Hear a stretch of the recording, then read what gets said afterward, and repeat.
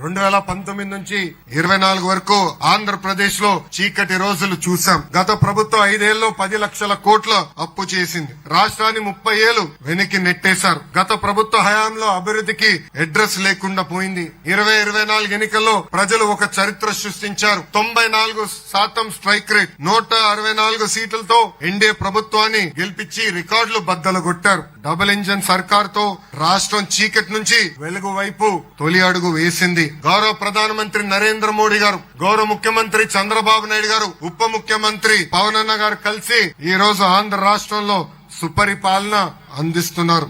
ఎన్నో ఏళ్లుగా ఉన్న సమస్యలు మేము ఈ రోజు పరిష్కరించాం. విశాఖ ఉక్కుని కాపాడాం.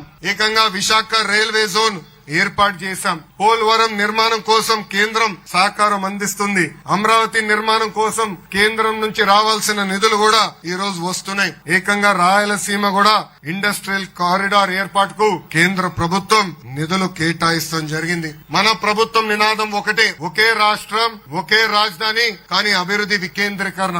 అందుకే అనంతపూర్ ని ఆటోమోటివ్ హబ్ గా తీర్చిదిద్దుతున్నాం. నార్త్ అనంతపూర్ కర్నూల్ ని రెన్యూబుల్ ఎనర్జీ హబ్ గా మన ప్రభుత్వం ఆర్నిసలు కష్టపడుతుంది. కడప, చిత్తూరు జిల్లాలకి పెద్ద ఎత్తున ఎలక్ట్రానిక్స్ మ్యానుఫ్యాక్చరింగ్ పరిశ్రమలు మేము తీసుకొస్తున్నాం. ఇంకా నెల్లూరు జిల్లాకి డైవర్స్ మ్యానుఫ్యాక్చరింగ్, అదే విధంగా ఒక రిఫైనరీ కూడా తీసుకొస్తున్నాం.